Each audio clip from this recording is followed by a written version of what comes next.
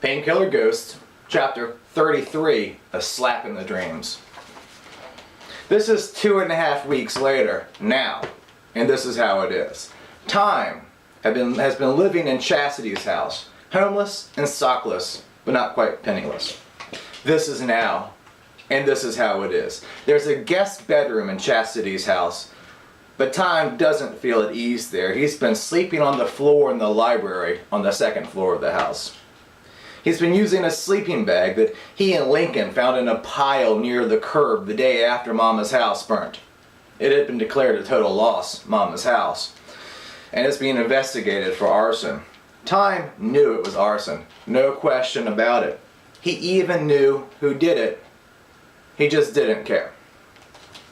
Time's been in the library at Chastity's house, sleeping on the floor. She typically sleeps in front of the cable news, or infomercials, or whatever. There are 2 unused bedrooms within feet of where Time sleeps on the floor.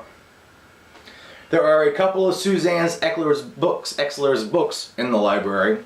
Time had never read any of his mother's books before, and over the past couple weeks, he's read a couple. On the floor, in his sleeping bag, he could hear Chastity's news programs through the floor. He hasn't watched TV since he smashed his own. This is now, and this is how it is. It's 8:00 p.m. It's dark outside, and Time is sitting cross-legged on the floor, sockless, with filthy shoes on. He can smell them. He's combing his beard with his right hand, his good hand. After a while, he'll scratch his hair. He hasn't gotten past that lice scare not too long ago. He has a glass of room temperature tap water on the floor next to him. He's wearing his favorite pants, his favorite sweatshirt too. His hat is within sight. His sunglasses are on the 3rd shelf from the bottom of the bookshelf, the one that Chastity is sitting in front of, looking towards Time. She's in socked feet, clean socks. She's in a t-shirt, one that's too big for her. It looks like the same one Time wore 2 days ago. Her t-shirt is plain white with white paint spills, white on white, white socks too. She's nursing a joint. She's using a coffee mug as an ashtray. She's smiling. She hits the joint and taps off the end into the mug, and then leans back against the bookshelf, glances up to make sure nothing is falling down on her, and then stops smiling for a second, and then starts smiling again. I've decided to wait into spring until I get a job. Until I start looking for a job. She stops. He raises an eyebrow. He hasn't spoken in a few minutes, and Chastity continues. Until I start thinking about looking for a job. She hits the joint. He says, that's more like it. Smiling, nodding, smelling the air. The smoke hangs heavily in the room. She doesn't even bother passing the joint to him. He declined the first 3 days, and she stopped asking after that. What day is it? What day is tomorrow? Tuesday, she says. Today or tomorrow? Does it matter, she says. He pauses, smiles, shakes his head no. I guess Link's gonna pick me up in the morning to work. She laughs a little. Smoke comes out of her nose and she coughs and says in a chuckle, huh, work. Oh, it is work all right. I'm driving all day, driving by the neighborhood, stopping every 3rd house, slapping, stopping. It's constant. It's work. I'm not getting paid for it. That's right. He reaches for his glass of water and lifts it into the air into a cheers. She lifts her joint into the air into a cheers. Then he takes a sip and she takes a hit, and he says, working, just not getting paid for it. She says, I'm thinking of looking for something I can do from home, like stuff boxes with medical supplies, or stuff envelopes with coupons, sell some pills on the side maybe. Or maybe I can design an envelope that has morphine in the glue. People will love to send letters again. They'll be addicted to my envelopes. Or maybe I can sell sex toys. You know, with some of those sex toy parties for the housewives. Of course, I won't be able to answer any of the questions about the toys, but I'll bring you along with me and you can help. Why not? Or maybe phone sex. Phone sex? Yeah, 1-800-VIRGINS. Virgin phone sex? I don't see why not. She hits her joint. With men, it's so easy that you, any of you, can just hear me, never mind look at me, and that's that. I could make good money just laying in bed, lying on the phone. I'm a virgin and I could do it. I'm a virgin and I could make you blue over the phone. I don't see why not. He pauses and stares at the bookshelf behind her. He sees his sunglasses and a copy of one of his mother's books, and he goes on. It is easy, isn't it? You know what else I think a good idea would be? What? Have Link pay you for your work. For your job. I don't have a job, he winks. Oh yeah, it's because he doesn't pay you. I don't want a job. Then don't get one. Oh, I won't. They switch places for a change of view. She asked if he wanted to go down and watch television. He answered, I'd rather listen to you talk. She's on his sleeping bag. His back is against the bookshelf, and his sunglasses are behind him on the third shelf. She clears her throat, smiles a little. I taped an adoption certificate to my bedroom walls. Oh, I didn't think you were ever adopted. I wasn't. It was a certificate I found somewhere in a school library in a copy of a Shakespeare play. I forget which play now. It's been almost 2 decades, but I found it. I left the book, never did my report, and I took the certificate home. A certificate from the same year I was born. Doesn't matter what year. A girl's name on it, too. Not mine. I'm not going to tell you what the name was. It'll make me cry to say it, and I don't want to cry. It's okay. I hung it on the wall with Scotch tape. I remember stealing the tape from the library, too. The school library. I never was an angel, you know. They smile at each other. Time rubs his beard. She goes on. I took it from one house to the next, and wherever I ended up going to, it got torn a bit. Then it got taped up again and stepped on and rained on once, and then it disappeared. I just lost it. It ended up in the landfill, no doubt. I always took such comfort in it, that piece of paper. It made me feel like someone wanted me, just a little. Like I had a place, a home. Not a house like this. This is no home for me, but this is my house. It's still kind of strange to me here. This place.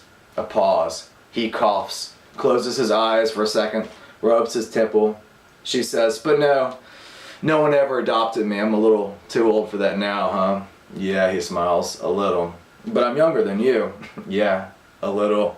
She smiles, then he coughs a little and smiles a lot. Here. What are these? Take them. They'll help you sleep. I heard you walking around all night. Thanks, he says. And he tosses the pills in his mouth and washes them down with some water. Good night.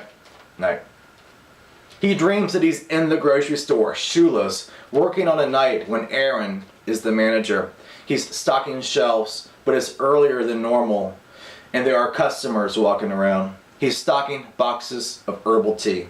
He's going through all the boxes, looking at the expiration dates, and they are all expired. He drops one on the floor, and every time it does, it makes a slap sound.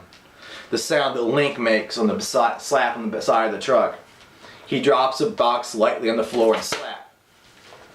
He's not paying attention to the people shopping around him until he looks up and he sees Mama walking past him down the aisle, but she doesn't see him, and she walks on right past him, and he's about to say something when he tastes that taste in his mouth, the painkiller taste, so he doesn't say anything to Mama as she walks away. But he turns around to stock some more tea, and there's Mama right next to him. She wasn't there a second ago, and he drops a back box of tea, and it lands slap on top of her foot. And she looks down at him, and before Time can apologize, Mama drops a gallon of milk that was in her hand, and she slaps Time in the face. Slap. And then she walks off. And Time slips in the milk and falls. And when his head hits the floor, he wakes up with a headache.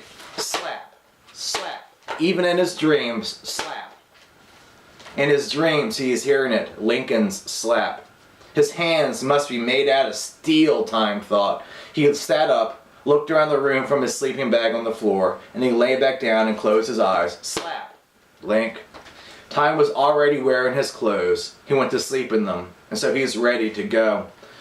When Time brushes his teeth, his toothpaste tastes like painkillers. Like the painkiller taste that was on his tongue in his dream right before Mama slapped him. A minute or so later, he's out in the cool air, walking to the trash truck, and he opens the passenger door and says, "You're early." "I never went home last night," Link says, and smiles and holds up his tattooed fist and continues, "Baby, I'm the trash man. I'm the trash man, baby." Time smiles and gets in the cab, and they leave. His mouth still has the faint taste of the painkiller flavored toothpaste. A mile down the street, still en route for today's scheduled pickups, Link pulls the truck to a stop about a car's length from a truck in front of him. "Hey, there's that sphincter licking crack slime," spits Time. "What? Where?" "Ahead of us, in that car." Link stares ahead. "No, really?" Time nods his head and says, "I wish I had a rolling pin about right now." They smile at each other. Lincoln cusses under his breath. They sit in silence. The light seems to be an extended red. Time's eyebrows perk up. He says, "Hey, roll the truck right up to him." Link says nothing. He eases his boot off the brake and the massive truck slowly creeps forward. The tires make a full rotation. They're right up on top of Stan's red car.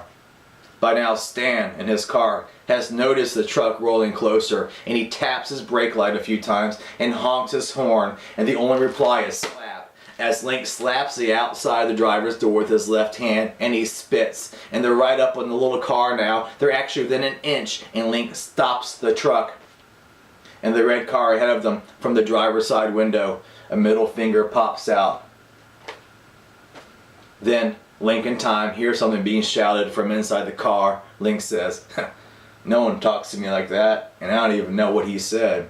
He eases his foot off the brake again, and the truck rolls into the rear of the red car and pushes it a little, 8 inches, then a foot, and then 2 feet into the intersection ahead of them. Under the stale red light, Link pushes the car 3 feet out. Cars are coming within the right-of-way, honk their horns and swerve. Stan Thimble steps out of the car. From the seat in the truck, Time sees him stop on the parking brake before he gets out. Stan starts yelling at Link and starts spitting and shouting and flicking him off, and takes a few steps forward towards the trash truck, and then looks over the passenger seat and sees Time. And he stops, shakes his finger up and down for a minute, starts to say something, then stops and yelling, "Mother flying fairy," and he gets back in his car, pops off the parking brake, and runs the red light straight in front of a minivan. And Time and Link sit at the red light, smile, and turn on the radio.